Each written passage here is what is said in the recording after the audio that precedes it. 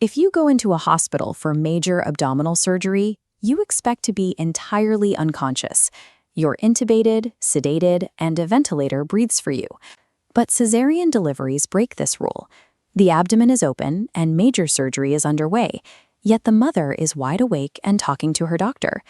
Over 95% of C-sections in the US and Canada happen exactly like this. Why do anesthesiologists choose to keep patients conscious during such a highly invasive procedure?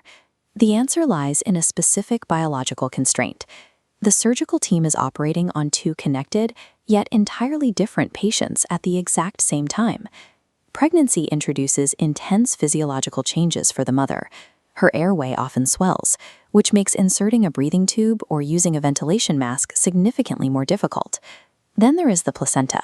Any intravenous induction agents or heavy sedatives given to the mother will immediately cross the placental barrier and enter the baby's bloodstream. This creates a unique problem. Doctors must perform major abdominal surgery without the safety of shutting down the brain.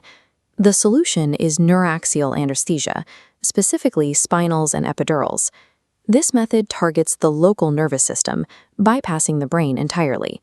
Injecting anesthetics into the spine blocks sensory nerves from the sacrum to the T4 dermatome across the chest. This prevents surgical pain, leaves the mother's airway untouched, and ensures the baby receives virtually zero narcotic transfer. These methods are chosen based on timing. For scheduled surgeries, anesthesiologists typically use a single-shot spinal for a fast, dense block. But if a laboring patient has a working epidural catheter in place, doctors use that existing tube to deliver the surgical dose. This technique provides a solution that addresses the physiological constraints of both patients simultaneously. If spinals and epidurals are the gold standard, why would a doctor ever choose to use general anesthesia? General anesthesia is a last resort for high-stakes emergencies, like a crash delivery, anticipated massive hemorrhage, or specific spinal conditions. This path forces doctors to balance competing goals, putting the mother under while shielding the baby from those sedatives. To manage this, anesthesiologists calculatedly underdose volatile inhalation anesthetics and omit standard sedative premedications. This keeps the uterus from relaxing too much and prevents the newborn's breathing from being suppressed at birth. In most surgeries, the risk of a patient waking up or remembering the procedure, accidental awareness, is extremely low, happening in about 1 in 19,600 cases. However, because of the necessary underdosing in C-sections, that rate increases significantly. In these patients, accidental awareness happens in as many as 1 in 212 cases. General anesthesia in this context is a difficult trade-off, where a degree of maternal comfort is sacrificed to prioritize the baby's safety. The effects of avoiding general anesthesia extend well beyond the surgery itself, impacting the mother's recovery for months.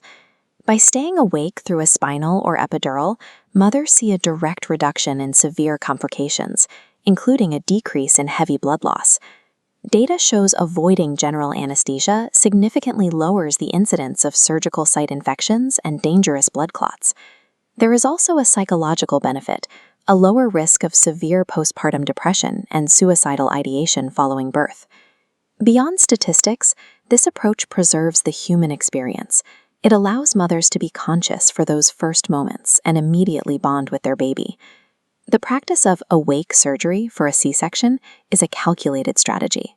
It provides a way to bring a new life into the world while managing the unique respiratory and recovery risks of the pregnant patient.